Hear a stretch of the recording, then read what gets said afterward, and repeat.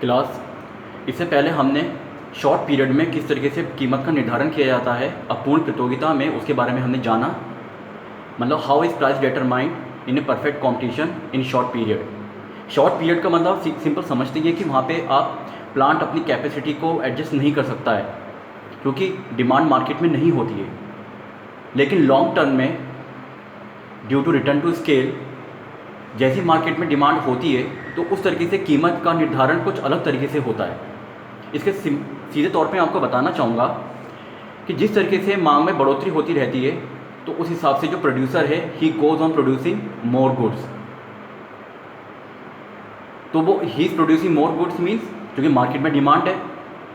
अब जब मार्केट में डिमांड है तो इस बात को देखते हुए और फर्म भी आकर्षित होकर उसी सेम व्यवसाय में कूद पड़ते हैं। तो वहाँ पे क्या होता है, एक तरीके से प्रतियोगिता हमें देखने को मिल जाती है। वहाँ पे जितने भी आपके ये साधन है फैक्टर इनपुट्स, इनकी कीमतों में बढ़ोतरी हो जाती है। इसलिए आप देखते हैं कि लॉन्ग पीरियड में जो एवरेज कॉस्ट है, औसत लागत, वो इम्पॉर्टेंट रोल प्ले करती है।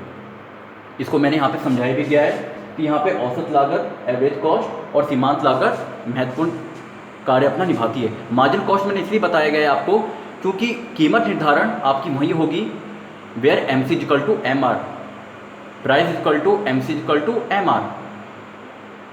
लेकिन जिस तरीके से फर्म अपना उत्पादन बढ़ाती जाएगी, firm goes on producing more goods and commodities, by seeing this more firm will attract to the industry.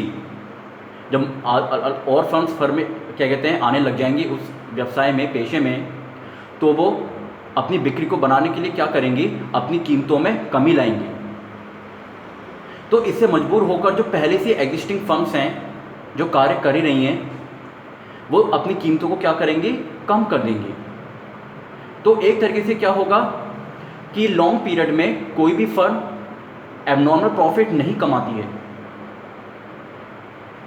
क्योंकि जिस तरीके से कंपटीशन बढ़ेगा और नई फर्म आकर्षित होकर डिमांड को देखते हुए अपना उत्पादन बढ़ाएंगी और प्रवेश करेंगी उस इंडस्ट्री में, तो उससे क्या होगा, जितने भी आपके फैक्टर इनपुट्स हैं यानी जो भी आपके उत्पादन में सहायक जो आपके तत्व हो गए, उनकी कीमतों में बढ़ोतरी हो जाएगी। तो उनकी कीमतों में बढ़ोतरी होगी तो उससे क्या कहते हैं, प्राइस भी हाइक करेगा। तो प्राइस भी हाइक करेगा तो ऊपर से आपको कंपटीशन भी फेस कर रहा है क्योंकि और नई फर्म्स भी मार्केट में आ गई हैं और उन्हें भी अपना एक तरीके से व्यापार करना है, एक्सपेंड करना है, तो वो अपनी कीमतों को कम करेंगी क्योंकि वो स्टार्टिंग में लॉस उठाएंगी। तो इसके परिणाम स्वरूप क्या होगा, आपको भी अपनी जो कीमतें हैं उनको कम करना होगा। तो इसलिए जब सारी फर्म एक ही कीमत पर वहाँ पे कंपटीशन करेंगी तो हर फर्म को क्या होगा, नॉर्मल प्रॉफिट ही अर्न होगा। इस सिचुएशन में लॉन्ग पीरियड में क्या होता है, फर्म को लॉस की स्थिति भी नहीं होती है। क्यों? क्योंकि मार्केट में तो डिमांड है और आप इतना उत्पादन कर रहे हैं कि आप कम से कम अपनी औसत परिवर्तनशील लागत तो नहीं बट औसत लागत निकाल सकते हैं। तो इसलिए लॉन्ग पीरियड में एवरेज वेरिएबल कॉस्ट का कोई रोल यहाँ पे नहीं होता है।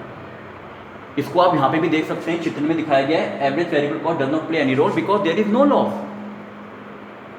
क्योंकि अगर किसी फर्म को लॉस हो रहा होगा उस इंडस्ट्री में, उस उद्योग में, तो वो छोड़कर स्वेच्छा से जा सकती है। जब वो छोड़कर स्वेच्छा से चले जाएगी तो डिमांड तो उतनी ही है, तो उस डिमांड को मीट करने के लिए फर्म और उत्पादन करेंगी।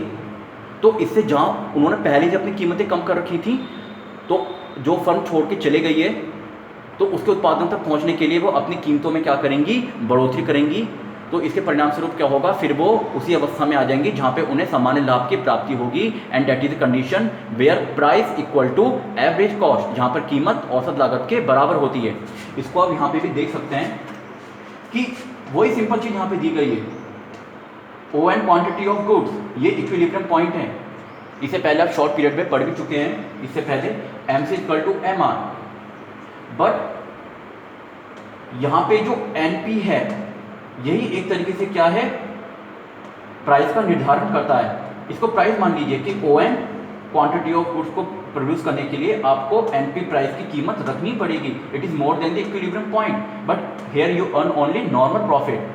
क्योंकि यहाँ पे जो इस साइड OM लेवल जो है ये तरीके से इसकी कॉस्ट शो कर रहा है, यानी OM is a cost and NP is a price. और यहाँ पे जो एवरेज कॉस्ट है वो बिल्कुल प्राइस को यहाँ पे काट रहा है। तो जैसे मैंने आपको बताया कि here price equal to average cost, क्योंकि आपको औसत लाभ ही होता है, और जो औसत लाभ जिस पॉइंट पे होगा वो औसत लागत होगी, क्योंकि यहाँ पे फैक्टर इनपुट्स के प्राइसेस बढ़ जाएंगे और आपको अपनी कीमतें कम करनी पड़ेंगी, तो आप सामान्य लाभ अर्जित करेंगे। और फर्मों के बीच में प्रतिस्पर्धा भी है, हर एक फर्म दूसरी फर्म को अच्छा नीचे करने के लिए अपनी कीमतों में कमी भी करेगी, और कुछ पुरानी फर्म है वो लॉस होने के कारण छोड़ के भी जाएंगी। तो उसके लिए भी फिर आप क्या करेंगे, अपने उत्पादन को बढ़ाएंगे, कीमतों को बढ़ाएंगे।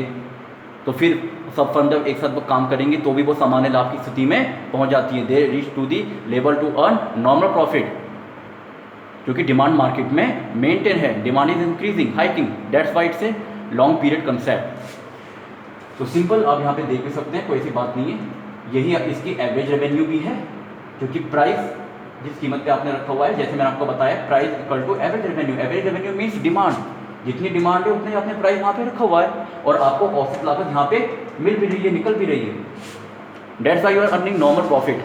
और कोई भी फर्म यहाँ पे लॉस बियर नहीं करती है, और neither any firm earn abnormal profit, क्योंकि बहुत सारी डिमांड बढ़ने से बहुत सारी फर्म उसी व्यवसाय में उतर जाती है, तो उनके बीच में प्रतिस्पर्धा हो जाती है, तो वो अपनी कीमतों को कम करने लगती हैं, और जो भी जितने रिसोर्सेज हैं फिर वो सब में बढ़ जाते हैं, उनकी कीमतों में भी बढ़ोतरी हो जाती है। तो इससे किसी भी फर्म को यहाँ पे असामान्य लाभ की प्राप्ति नहीं होती है। Okay, thank you.